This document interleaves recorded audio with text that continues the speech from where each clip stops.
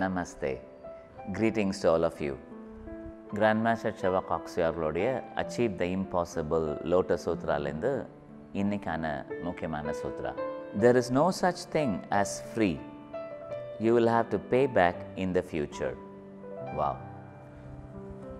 இந்த டிவி ப்ரோக்ராம்லலாம் இதை ரெகுலராக போட்டு விட சொல்லணும் இந்த சூத்ராவை.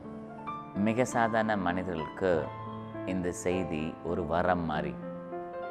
ஏன்னா பணம் இல்லாத ஆட்கள் நார்மலாக கேட்டிங்க அப்படின்னா நீங்கள் ஏதாவது தர்ம காரியங்கள் பண்ணுங்க அப்படின்னு சொன்னால் உடனே என்ன பண்ணுவாங்க, எனக்கே இல்லை சார், எனக்கு ஃப்ரீயாக கொடுத்தா நான் வாங்கிப்பேன். மிக முக்கியமான அறிவுரை கொடுக்கக்கூடிய பாடமாக இருக்கும், லெசன்ஸாக இருக்கும். அந்த லெசனில் உள்ள செய்திகள் கேட்டிங்கன்னா அவங்க மொத்த லைஃப் சேஞ்ச் ஆகிடும். ஆனால் அதில் போய் பார்கெயின் பண்ணுவாங்க, எனக்கு ஃப்ரீயாக கொடு கேட்பாங்க. பழைய காலத்துலலாம் நம்மளுக்கு சொல்லி கொடுத்தவங்கெல்லாம் இது மாதிரி ஆன்மீக பயிற்சியெல்லாம் ஃப்ரீயாக தானே கொடுத்தாங்க, இப்போ மட்டும் ஏன் சார்ஜ் பண்ணுறீங்க அப்படிங்கிறத கேட்பாங்க. அது மட்டும் இல்லை, இப்போ நம்ம கவர்மெண்ட்டெல்லாம் பார்த்திங்கன்னா உங்களுக்கு ஏதோ ஃப்ரீயாக கொடுக்குறேன்னு சொல்லுது.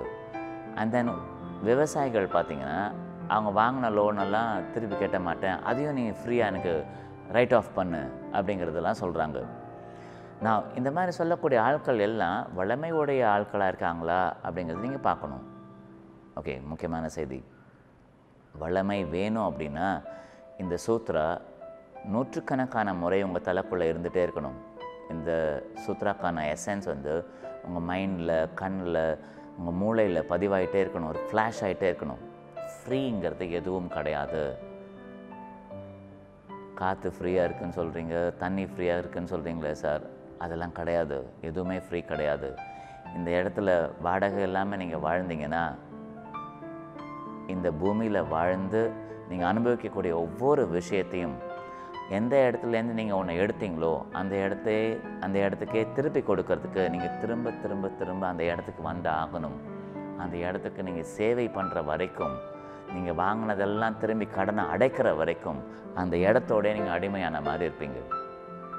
இதை புரிஞ்சுக்கிட்டீங்க அப்படின்னா, உங்களுக்கு யாராவது உதவி செஞ்சாங்க அப்படின்னா அதை வருமானம்னு வைக்க மாட்டீங்க. உங்களுக்கு வரக்கூடியதை வருமானம் சொல்ல மாட்டீங்க.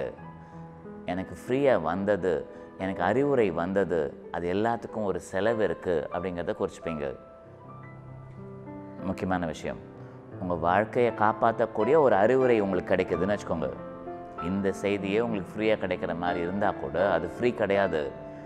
இது உங்கள் வீட்டுக்கு ஃப்ரீயாக வந்த மாதிரி தெரியுது. ஆனால் இந்த செய்தி வாங்கிறதுக்கே உங்களுடைய நல்ல கர்மாலேருந்து ஒரு பிராப்தத்தை எடுத்து கொடுத்து தான் இந்த செய்தி உங்களுக்கு வந்து சேரும். உங்களுக்கு அப்படின்னா வாங்கிறது எல்லாம், ரிசீவ் பண்ணுறது எல்லாமே கர்மிக் பேங்க் அக்கௌண்ட்லேருந்து பணம் தானாகவே கழிஞ்சிரும். அதில் ஒன்று செலவாயிடும் ஆக்சுவலாக.